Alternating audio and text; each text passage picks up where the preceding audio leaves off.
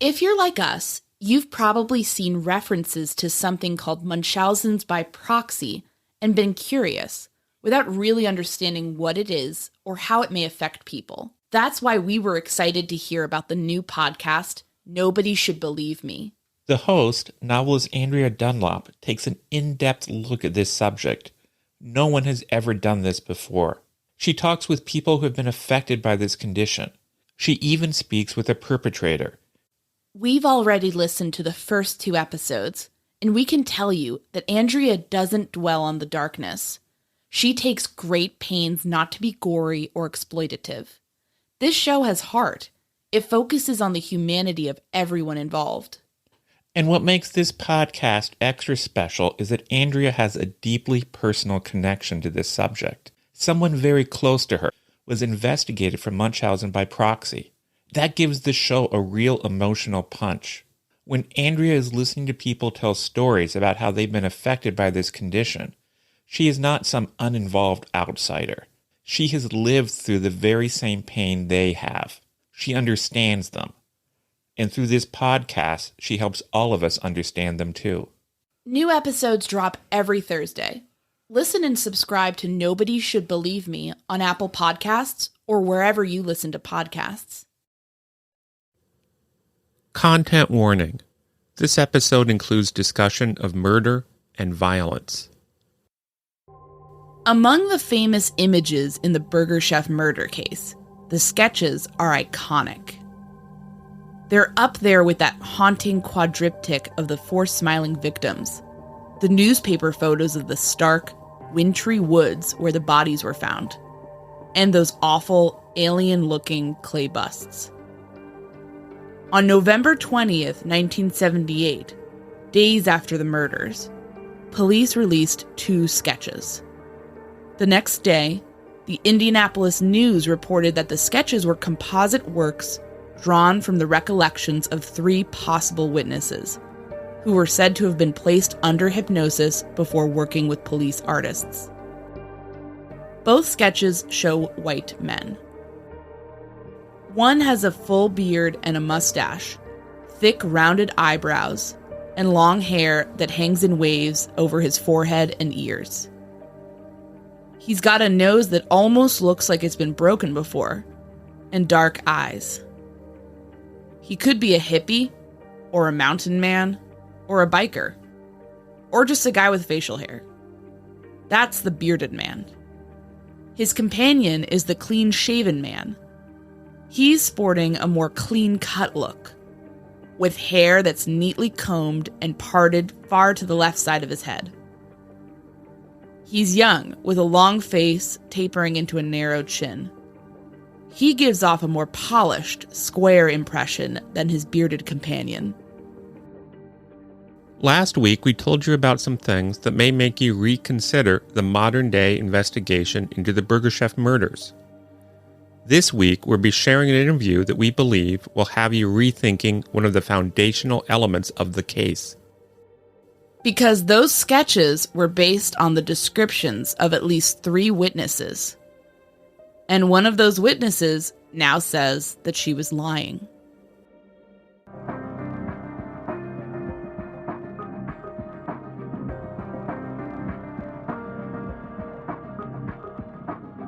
My name is Anya Kane.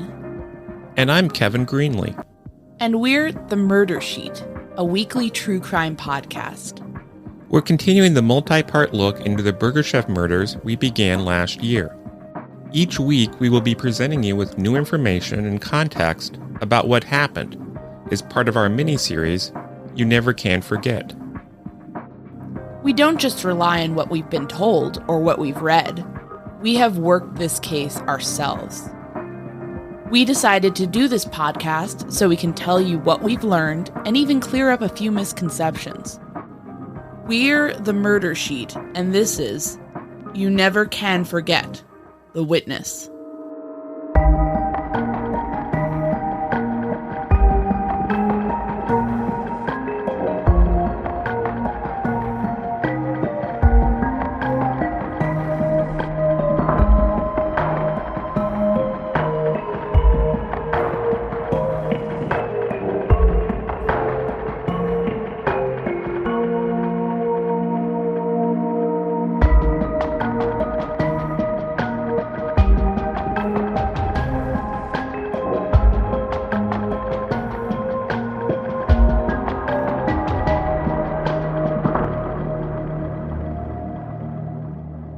This season on You Never Can Forget, we'll be featuring a number of interviews with people who were in and around the Burger Chef when Jane Freet, Ruth Shelton, Danny Davis, and Mark Flemons vanished. In this episode, we'll be speaking with Mary Rein. She was one half of the couple who said they saw two men skulking behind the restaurant that night. Kevin's talked to Mary before, but that was before I was involved with the case and before the murder sheet was around. So we figured we'd interview her for the show and ask her a range of questions about what she remembers of the case and that fateful night. Hi, can I speak with Mary, please? This is she. Hi, this is Kevin Greenlee. Oh, hey. Oh, wow. I completely forgot about that today. Kind of caught me off guard, but that's all right. It's all good. And I'm here with my partner, Anya Kane. Hi, Mary. It's so great to meet you.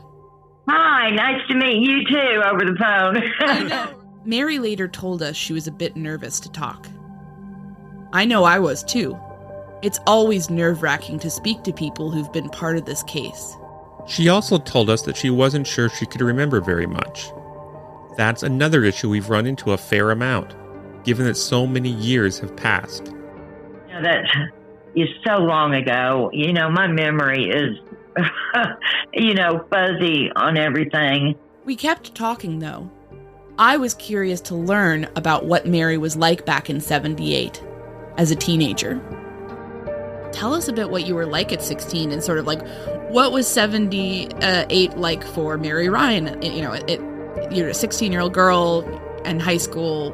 What are you up to, I guess? Yeah, my life, that was about at 15, my life kind of took a nosedive. I had some I guess you'd say abuse happen. And didn't know how to deal with it, so I turned to drugs and alcohol. I smoked a lot of pot. It was mostly pot and drinking.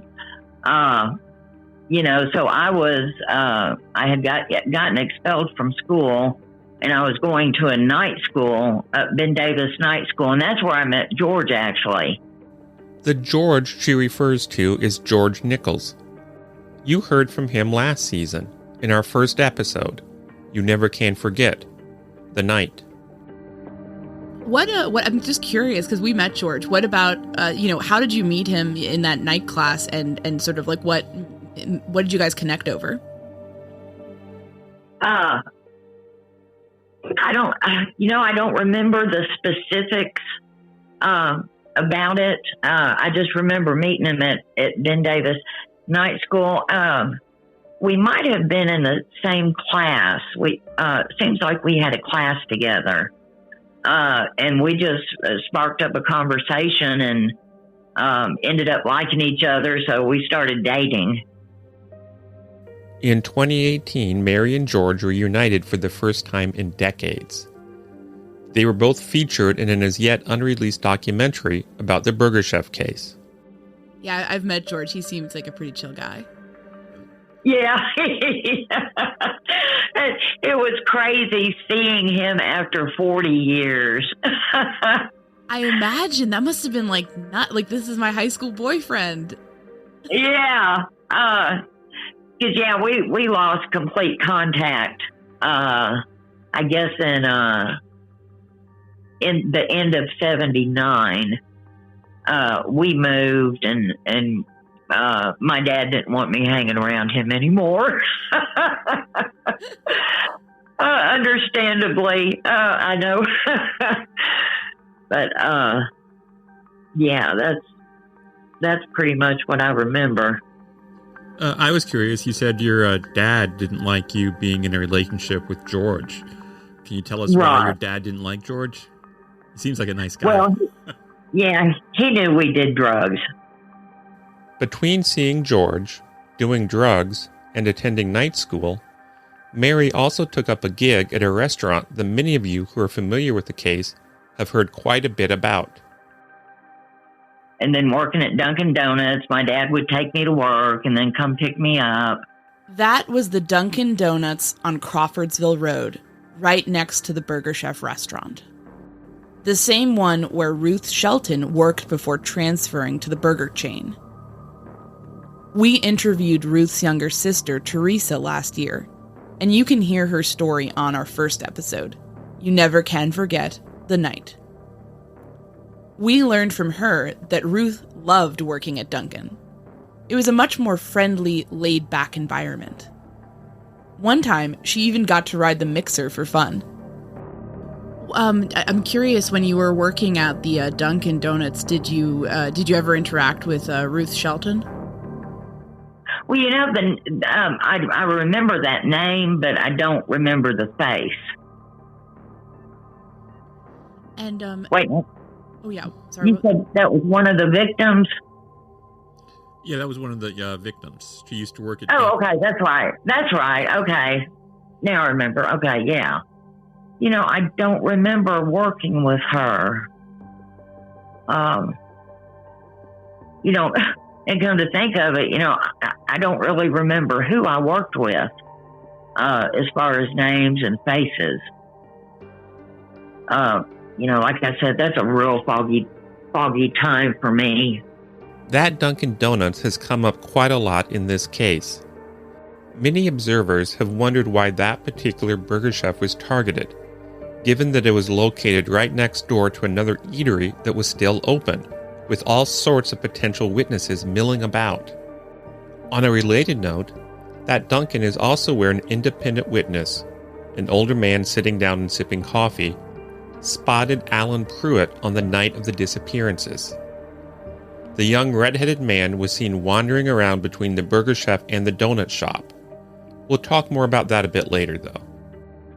Today, if you visit the old abandoned Burger Chef building, you'll see a discount tobacco store in a small, squat building with a brown roof that sits atop it almost like an oversized hat. That's where the Dunkin used to be. Anyways, Mary said she didn't know Ruth, despite the fact they likely worked at Dunkin at the same time. And she said she didn't know the other 3 employees abducted from the Burger Chef either. I know when it happened, I knew some of the names, but if I knew them, I didn't hang around them. It might have just been an acquaintance. I don't remember being friends or, being close to any of them. Earlier, Mary mentioned that her father would take her to and from work.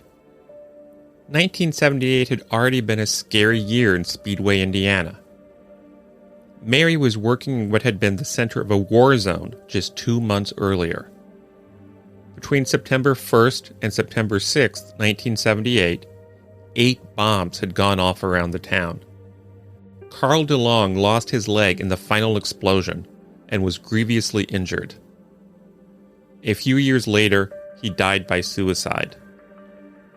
In 1981, Brett Kimberlin was convicted of charges related to the bombings. If I remember, this was also the time the Speedway bombings were going on. Was that a scary thing to live through? I don't remember a whole lot about that. I'm sure it was very scary, but I don't actually remember too much about that. I do remember people talking about being scared. Of course, I know my mom and dad had worries. I actually think Dad was worried about me working in that area, if I recall right. You remember why that was? Well, it might have had to do with the bombings. And the drugs, But Mary said her father was also concerned over her drug habit. So they were trying to keep a tight rein on me. But my life was I was a wild child at that age. So that's really, and George and I got in some trouble and together. We figured Mary would be a good person to ask about the drug scene back then, on the west side of Indianapolis and its adjacent towns. There's been lots of speculation that the Burger Chef murders went down over a drug debt, stolen drugs, or even drugs getting sold out of the restaurant itself. And I was wondering if you could tell us, you mentioned you smoked some pot back then, a lot of kids do that, but back in 78, what was the drug culture in the area like? Were people, was it just pot, or were people doing harder stuff? And what was sort of the scene back then? Okay, well, of course, there's a lot of pot. Now, we did a lot of LSD, too. That was pretty available. George had the connection, and he's the one that got it all the time. But it was the microdot. I don't know if you've ever heard of any LSD that was called microdot. There's yellow sunshine. But we did a lot of that. And now there was another, it was a white powder, and we called it tea. But, and I didn't even realize at the time what was in it, but it was a combination of horse tranquilizer and PCP. And I actually ended up ODing on that one night. But those were the drugs that were pretty available to us in that area at that time. Was it easy to get drugs back then? Oh, yes. Now, of course, George got them. He's the one that had the connections.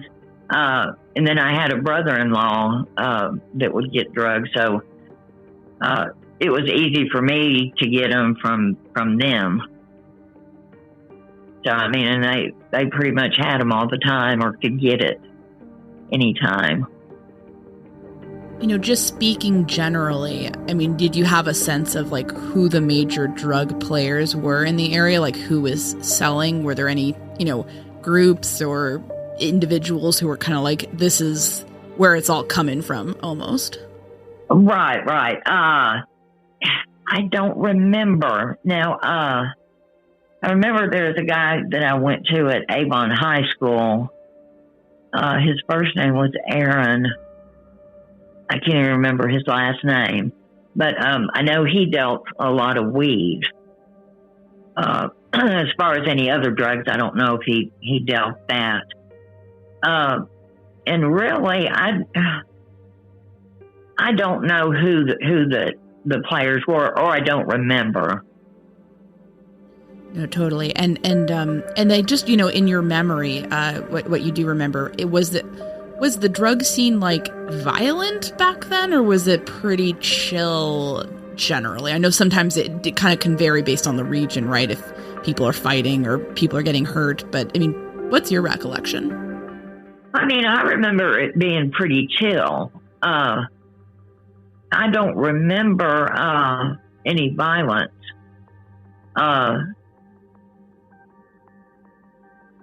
It seems like there were a couple of guys that were acted like they were badasses. But, I mean, I don't remember anybody in any fights or, any of that going on. George and I were always pretty chill. So, no, I don't remember. I was wondering, in the indie drug scene, did people ever bring up Burger Chef oh yeah, that was because Jane owed drug money, or like rumors and stuff? Even if they didn't sound realistic, I was wondering if you ever heard anything like that. See, I don't remember. I mean, I'm sure there was talk about it. There had to have been. That was huge. Right there. But I don't remember any actual conversations about it. I guess I did think that, that it had to do with drugs. that maybe they did go in there to confront her and try to, get their money, and they didn't want any witnesses, so they took all the kids. That's just so tragic. But I do think it had something to do with the drug scene. So, finally, the conversation hit the night of the murders, just before midnight on November 17th, 1978. People we've asked have said it was a mild evening, warm enough for two young sweethearts to want to spend some time together outside. What do you remember about that night? That night, I remember I got off work early, and George lived real close, within walking distance. And I called him and told him I had a little bit of time before my dad came and picked me up. So he walked up there real quick, and he had a joint, but he didn't have a light. So he went next door to the burger chef to get a light from somebody. And I remember him coming back, and we were drinking whiskey and smoking that joint. And it surprised us. I think I was sitting on a milk carton, those plastic milk cartons, had it turned upside down and was sitting on it. And, we were, all of a sudden, I look up and there's these two guys standing there. And, of course, our first thought was they were cops, we're in trouble. But they said, do you kids realize there's been a lot of vandalism going on around here? And we're like, well, no, we didn't have anything to do with it. And they said, well, y'all need to go on and get out of here. So, I kind of thought they might have been undercover cops. And I did not, let's see, then George walked me back around to the front of the building, Dunkin Donuts, and I went inside and sat down. He went back home, and I just waited for my father. And, it was only about 10 or 15 minutes that I was still there before my father picked me up. Do you have any recollection of about what time this would have been? See, I'm not sure. I'm thinking it would have had to have been between 10:30 and 12. Because I remember I would work late till 10 or 11. If you go back and listen to You Never Can Forget the Night, you'll find that George gives a pretty similar account of what happened. It's all there. The late night rendezvous, the whiskey and the joint, George going to the burger chef to ask for matches, an employee, likely Danny Davis, obliging, the two strange men, the ominous question about vandalism, and then the parting of the couple. Do you remember when you first heard the news story about when the burger chef kids were missing, or you had a normal night, came home from work? At what point were you aware that you may have been a witness to a crime? Okay, I didn't know till the day, not the day after, but let's see, I think it happened on a Friday night, if I'm not mistaken. I didn't know until Sunday when George came into the Dunkin Donuts. I think those are the right days. So see, it was a whole day and a half that I didn't even hear about it. As Mary said, George was the one who alerted police, the Speedway police. At the time, Mary wasn't even sure what the cops made of them. And I wonder, if they thought we were even credible witnesses, because we were back there smoking a joint and drinking when the two guys came up to us. But, in fact, the police would take George and Mary seriously. Very seriously. Soon, news reports about witnesses began appearing. Newspapers mentioned a teenage couple that had spotted two men who were, in all likelihood, involved in a quadruple homicide. Police ended up releasing the now famous sketches of two men based on the accounts of George and Mary. Early news reports also mention a third witness, and we believe that's referring to a young woman named Bridget Petrie. While grabbing a sandwich in the burger shop that night, she saw a bearded man inside the restaurant. In a tragic twist, her brother was later murdered. Detectives and Bridget wondered if there was a connection, but it turned out to be the work of Indianapolis serial killer Herb Baumeister.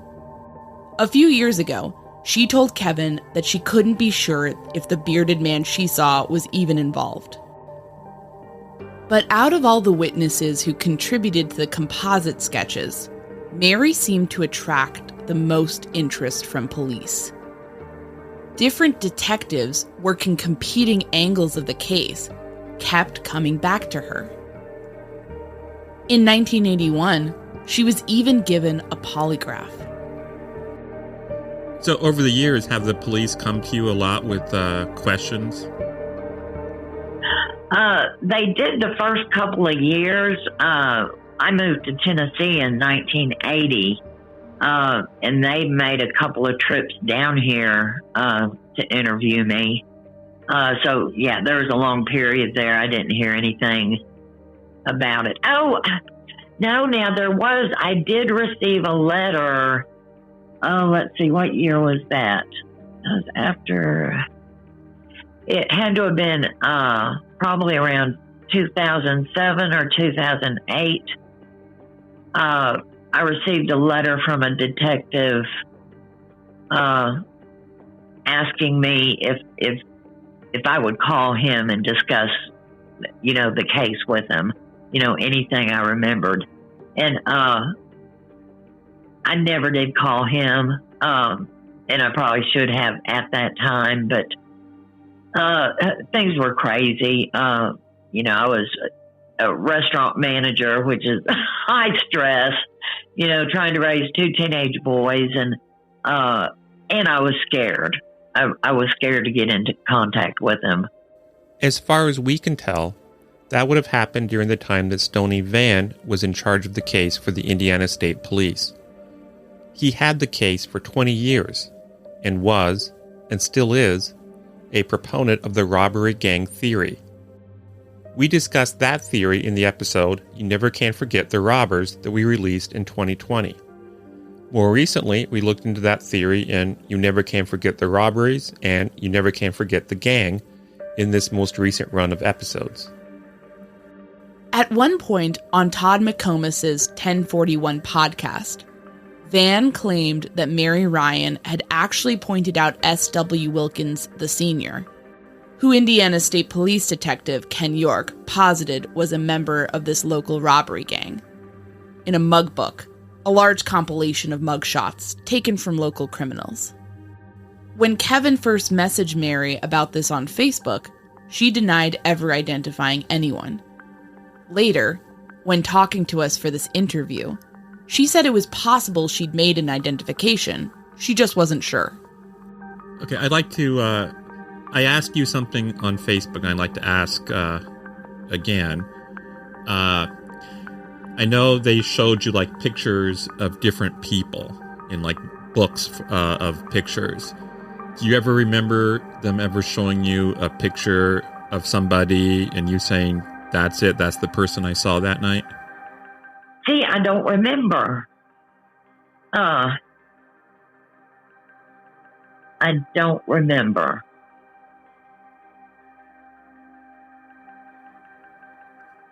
Gosh, I wish I could. I wish I could remember all that. Because I remember going to the police department several times, for interviews. And then one time they hypnotized me, to try to recall everything that happened that night. And, now I don't even remember if I identified somebody. That does sound vaguely familiar. That does sound familiar, but I can't even visualize the memory of what the picture looked like or who it was. We asked Mary to tell us more about the other detectives she interacted with over the years. Let's see, one of them was, he's the retired, he's retired now, and he was there for the documentary. What is his name? I can't even think of it. Is that Kramer? Yeah, Jim Kramer. I remember he made a trip down here. And there was, I think, one other gentleman with him. I don't recall his name. I've never been good with names to start with. And then that long ago, my memory's not that sharp sometimes. It seems to be getting worse the older I'm getting too. We also asked her about one surprising incident we'd heard about, involving a shotgun. Do you remember if ever, police visited, I think it would have been in Tennessee, where your dad would have been kind of worried about random men showing up and sort of maybe potentially greeted them with like a shotgun, maybe not realizing who they were at first. Do you remember any incident like that? Now, I remember that, where we lived at the time that it happened, in Danville, Indiana. I remember them coming out to the house, and Dad had a shotgun beside the door, and even had a big heavy chair pulled in front of the door. He was afraid they were going to find out I was a witness, the men that did it, and, come try to hurt me. So, Dad had a shotgun beside the door, and I remember they came to interview me, and he greeted them with the shotgun. Over the course of their time at the Indiana State Police, Jim Kramer and Donovan Lindsay investigated the angle involving Allen Pruitt. For a refresher, head back to our 2 episodes from last year, You Never Can Forget the Creek, and You Never Can Forget the Backbone. Basically, Allen Pruitt was a young guy who was seen wandering around outside of the Dunkin Donuts on the night of the disappearances. He later told Kramer and Lindsay that he saw the abduction of the Burger Chef employees, and he identified Tim Willoughby, then a missing man, and Jeff Reed as the perps. We've talked to Allen Pruitt a number of times, and he's told us that he now doesn't remember clearly what he saw that night. When they got back in touch with me, they had mentioned before when they first interviewed us that I said there were some certain people there at the Dunkin Donuts that would have been, druggies or, and now I can't even remember their names. I don't even remember now who it was I saw in the Dunkin Donuts before I got off work. I just don't remember that anymore. We figured we'd help Mary out with the names. Then I'm curious. We talked to somebody who told us he was there at Dunkin Donuts that night. And I was just wondering if I gave you his name, just maybe if it would ring a bell or something, and if you could say, maybe if you remembered him or not. And that was a guy named, I think it was Allen Pruitt. Allen Pruitt. Do you recognize that name? Yeah. Now, I remember his face, too. Now, I do believe he was there at the Dunkin Donuts that night. So what do you remember about seeing him there that night? Just that he was hanging around, sitting down. Someone was with him, too. I don't remember who was with him. But they were just kind of hanging out.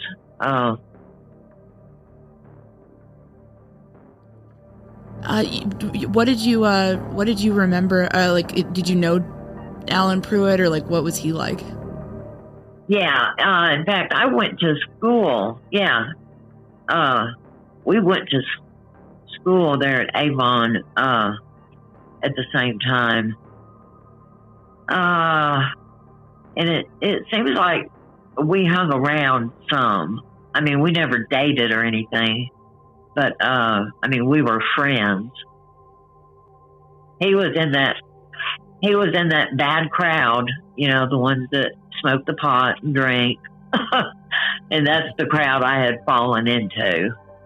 So yeah, he was definitely in that crowd. Was he a nice guy, or like what was he like personality-wise? I mean, I remember him being nice. Was he like a tough guy or a friendly guy, or? Well, friendly, but also tough at the same time. I don't know, maybe it was because I was a girl. He was nice to me. But, he came off also as a tough guy. We'll note that Allen Pruitt previously told us that he didn't know Mary Rein, although she did seem to know him. And the person there with Allen Pruitt that night was a young man named David Adams. We've never been able to get in touch with him. Allen Pruitt told us the two of them were very good friends. Mary turned out to know him too. Oh, well, yeah.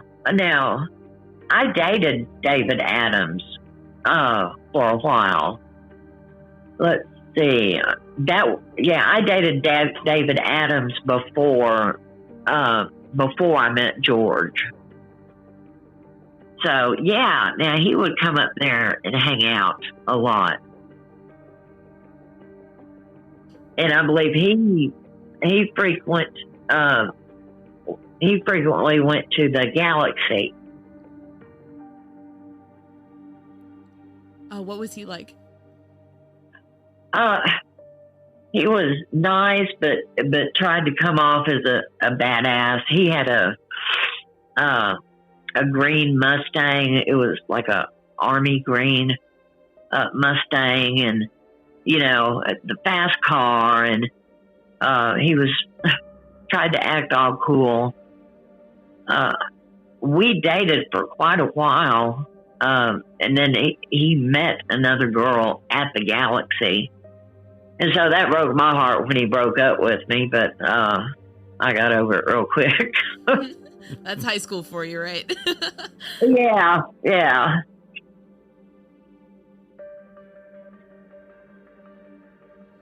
So there again, I don't remember any actual violence, but, the more I think about it, a lot of the guys that I hung around that was in that crowd tried to act tough and cool. Were David or Allen, were they into drugs a lot, or were they just kind of posers? No, they did drugs.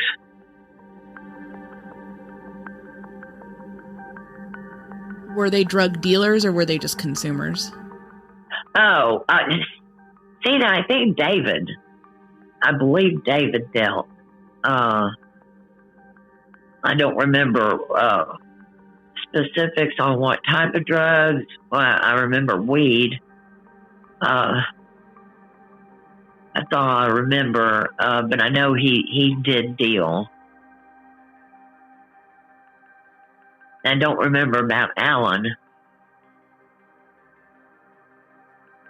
And then with one thing we've heard, and I'm not sure if you remember this, but 3 years after the murders, you told police that you did see David Allen and Allen Pruitt at the restaurant that night, and that they were big time like drug dealers, basically. Do you remember anything like that? Conversations with the police? Vaguely. There again, I knew David dealt. I don't remember now, if they were just small time or if they were, big time drug dealers. I don't remember that now. They probably were for, but, I do remember seeing them. That too was with Pruitt that night, was David. Were you... David Adams. Mm-hmm. Were you scared of them? Is that why you didn't tell police immediately that they were there? That I don't know. I don't remember actually being scared of them, but didn't want to be a narc. You know, I didn't want them to get in trouble, and then, well, I guess I was kind of scared of them. I don't know what they would have done if I had said something. Do you happen to remember any other folks that they would have, David and Allen would have hung out with, like, in Avon, or like other buddies of theirs who you might have known?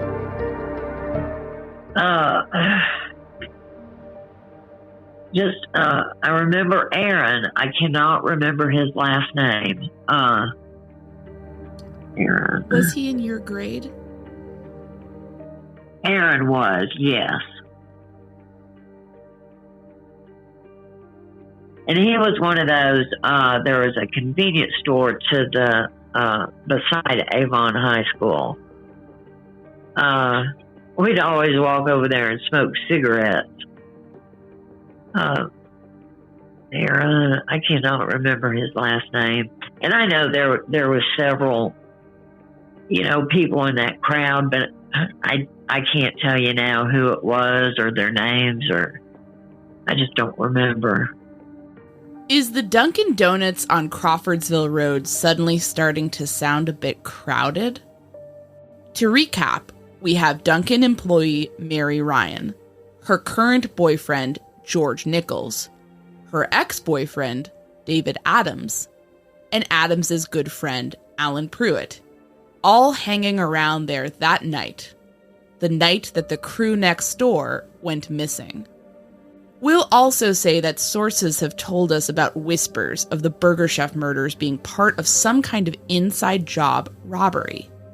Also that Pruitt spoke of hearing that the Burger Chef, the Dunkin Donuts, and the American Inn across the street, he called it the Golden Eagle, nicknamed for a decoration that adorned the building, were all supposed to get hit that night. You hear things about the lights flashing on and off in the Dunkin', of Pruitt telling his mother something heavy is going down at the Speedway Burger Chef as he came home at the end of Johnny Carson at 1 a.m. that night. You begin to wonder, is there a reason that so many people ended up claiming to see so little as they hung out so close to the Burger Chef? Or is this all just a series of coincidences? Anyways, we also ran the names Tim Willoughby and Jeff Reed by Mary. The former attended Avon High School, just like Jane Freed and Allen Pruitt. Mary said the names sounded familiar, but she couldn't quite place them. In one instance, perhaps to try to help jog her memory, law enforcement agents actually tried an avant-garde technique on Mary.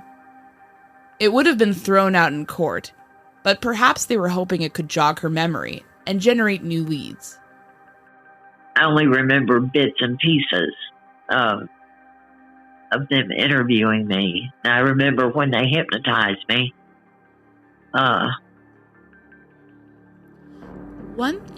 Kevin, go ahead. You say you remember when they hypnotized you? Can you tell us what that was like? Yeah, it was quite interesting. I think they concluded, though, it helped me to remember some things. I do know that. It was, it was pretty neat the way he hypnotized me. Started off walking through the woods and on the beach.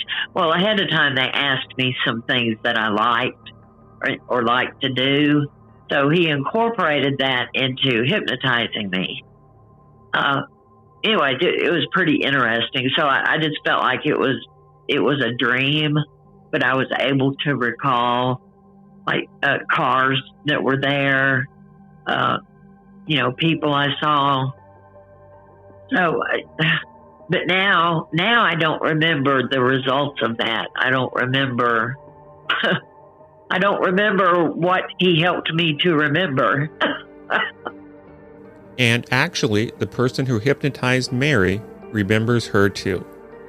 We recently spoke with Virgil Vandergriff, a longtime investigator with the Marion County Sheriff's Department. He worked the Burgershev case early on. I'm curious, in general, what process do you go through when you hypnotize a witness? Oh, lengthy. Well, first of all, you got to make sure they're cooperative and try to get them in a proper frame of mind. If person's not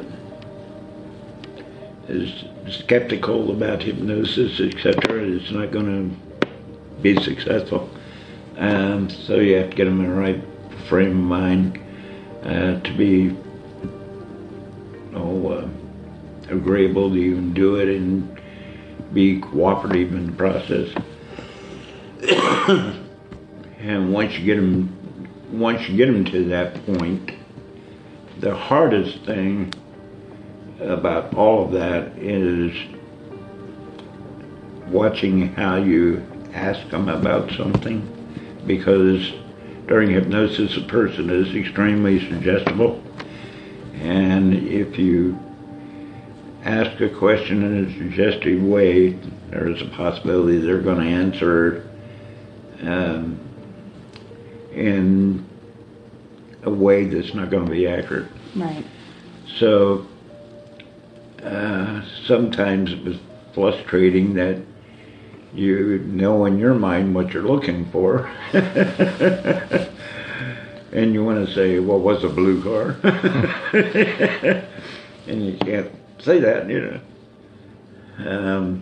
So anyway, and sometimes it, like there was one case I worked on where a gal gave me a description of a car, etc., and after we got done with it, we were looking at everything and all that, and finally I said, oh shit. And they said, what? And I said, she's describing the police detective car. Oh no. Jeez. You know, and that's what it was. She was describing the police detective car. It wasn't a suspect. So frustrating. Yeah. So anyway, and so with hypnosis, you got to be real careful about it. Do you happen to remember anything specific about when you hypnotized the witnesses in this case? No, not really. I mean, they were typical witnesses. I mean, nothing outstanding. Did they seem credible to you? Well, yes, but, were the guys really suspects, or did they just happen to be there in the area at the time? That was, really couldn't say for sure they were suspects. They were definitely in the area at the time, but, Now, here's the part of the episode where we'll stop and tell you to listen up. What Mary's about to say is very important in our view. You did say you have a pretty good memory of what the faces of the men you saw look like. I was curious, are the sketches pretty accurate? No. That's right. Mary said the sketches were not accurate. And there was a reason for that. She lied to the sketch artist. No. No. I'm embarrassed to say this. See, I was so scared. Now the bearded man is closer to. It's more realistic. But the clean-shaven man, I intentionally did that just a little bit different because I was thinking, then he's going to know I was a witness, or that I knew he was there. So I intentionally made that face a little bit longer. Again, I'm embarrassed to say that I did that. Are there any other things you regret about, like, what happened or, like, you know, with the investigation or anything like that? Well, I guess that's mainly it. You know, if I had said something about, you know, who I saw, maybe things could have turned out different. Maybe they could have caught who did it. Maybe that would have helped their investigation. Now I know the Burger King had already been cleaned up because they didn't realize, the employees coming in the next day did not realize that they had been kidnapped. So they went on, you know, so the restaurant was already cleaned, to my understanding. You know, so I guess that did away with fingerprints or any kind of evidence that might have been there. But I guess if I had spoke up, maybe things could have turned out different as far as catching who did it. You know, I've thought about it so much, and that always bothered me. But you know, I was a 16-year-old scared kid, you know, and I didn't know what to do, you know, at the time, and but that's always bothered me. Mary told us she had a reason for lying. She said she and George did indeed see two men that night, and that the bearded man sketch is pretty accurate. But she's convinced about the identity of the clean-shaven man she encountered, and seeing that person terrified her. I was a wreck over that. I really was. I wish I had shared my thoughts with someone, you know, at least my parents. And I'm sure they would have guided me, you know, on what to do. But, you know, at that age, again, you know, I was one to keep stuff bottled up. Had a hard time talking about things. We even asked Virgil Vandergriff if it would have been possible for Mary to be dishonest about the sketches under hypnosis. Interesting question.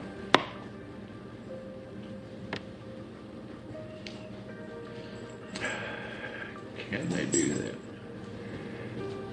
Well, I suppose they could. It'd be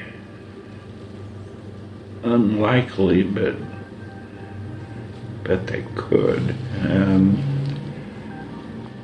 You know, they would almost have to be almost faking the hypnosis, you know, and but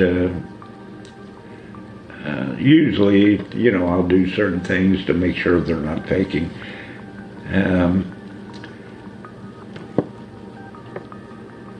The big thing I always told any investigator, you know, when I worked on something, is that anything I come up with has to be verified. If you can't verify it, then you can't say that it's factual. So I think the only thing I can say about all the people I interviewed, most of what they described was consistent. So I felt that overall, the interviews with all of them was consistent in being accurate with what we were putting down. You know, everybody was reluctant to put out anything because we didn't know for sure that they were even involved. You know, we just knew they were in the area, and we didn't want to get people, we didn't want to waste a lot of time chasing down phony leads. Right. I'm sure you got a lot of those. Yeah. Mary did tell us the name of the person she said she saw. We are very well aware of this person, actually, and we've even talked to him. But we're not going to name him. Mary asked us not to. But also, honestly, and with all respect to Mary, we're doubtful about her information. You'll remember that in several previous episodes this year, we had no problem with naming the members of the robbery gang: Tim Piccioni, Greg Steinke, and John Deffenbaugh. That's because these men were convicted on robbery charges and previously had their names made public in newspaper articles and court documents. Even if they're innocent of the killings, they're still convicted criminals who traumatized a lot of teenagers working in fast food restaurants.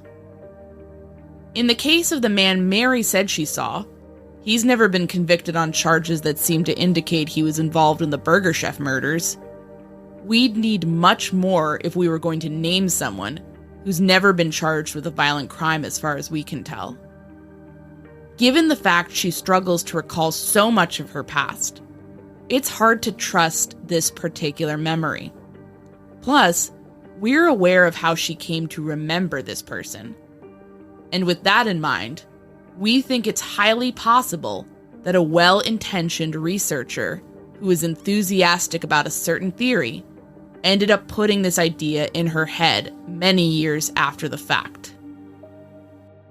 Curious about what she might say, we asked Mary to speculate and share her own theory of the Burger Chef murders beyond her own personal person of interest. You know, I guess I did think that, that it had to do with drugs. That maybe they did go in there to confront her and try to, get their money, and they didn't want any witnesses, so they took all the kids. That's just so tragic, so tragic. But I do think it had something to do with the drug scene. Speaking to Mary, it's clear that she's had a hard life in many respects. She told us a little about the impetus behind her breakup with George and the path her life followed since that time. In fact, George was the one that gave me the drugs that I overdosed on. And I guess that was the beginning of 79 that happened. I overdosed. And when they took me to the hospital, George wouldn't tell him, what I took. And anyways, I think he finally said something, but put the blame on me, said I had gotten some drugs and I tried to give some to him. And, that wasn't the story. He's the one that got the drugs and gave them to me. Anyways, it was after that, Dad did not want me to see him. An overdose sounds pretty serious. How bad was it? Yeah, it was pretty serious. In fact, my heart stopped, and they had to defibrillate. Well, you know what I'm trying to say, defibrillate. Right. I used the defibrillator on me, to get my heart started again. So, yeah, it was pretty serious. After that happened, I went into rehab for 30 days, and I've kind of been, I was kind of in and out of that, the drugs until I guess I was about 30. That's when I made a serious attempt at getting clean and sober. So, I made it. Sounds and like I'm glad George. Yeah, I think George has 5 years now. So, I'm glad he's doing well. We talk all the time. In fact, I took him on our vacation back in the end of August. We went to Florida, him and my youngest son, which my youngest son is 29. But we had a blast. That sounds like a lot of fun. Rode a helicopter for the first time, and it was the first time my son had been to the beach. So he was in awe over that. Yeah, we had a real good time. That's great that you guys reconnected after all these years. I know. It is. It really is crazy. To get back to the investigative side of things, we've always been sketch skeptics. So often in this case, people will talk about suspects who were dead ringers for one of the two sketches, sometimes both. But what does that even mean? The vague drawings resemble so many different people. For us, Mary's admission is a major blow to the importance of the sketches. Even if we assume George and Bridget described the men to the best of their abilities, the idea that Mary purposely botched her description calls the whole thing into question. For her part, Mary said she felt bad about what she'd done, and she regretted not clearing things up decades earlier. I just really wish I could go back and say what I saw that night. I mean, that bothers me to this day. Well, I wish I could remember more, and I'm not proud of the person I was, the drugs and the alcohol and all that. But I've when I started getting clean and sober, that's when I learned to start being honest. I know a lot of people go through it. I'm not the only one. Still, Mary said she remembers the faces, the real faces, of the men who she said accosted her and George. It's hard to part with such a haunting image. Two teenagers, young, in love, a little bit high, sitting near some old railroad tracks. Two shadows drawn closer in the darkness, and then emerging into the dim light cast by the nearby restaurants. But you've got to wonder, did that even really happen? Were those two men ever real? Or are they just conjurings from a story? Strokes from a sketch artist's pencil? Thanks for listening to this episode of The Murder Sheet. As always, thanks to Kevin Tyler Greenlee, who composed the music for The Murder Sheet, and who you can find on the web at kevintg.com. To keep up with the latest on The Murder Sheet, please make sure to follow us on Instagram and Twitter at Murder Sheet, and on Facebook at MSheetPodcast, or by searching Murder Sheet. If you enjoy listening to The Murder Sheet, please leave us a 5-star review to help us gain more exposure. And send tips, suggestions, and feedback to murdersheet@gmail.com. Thanks so much for listening.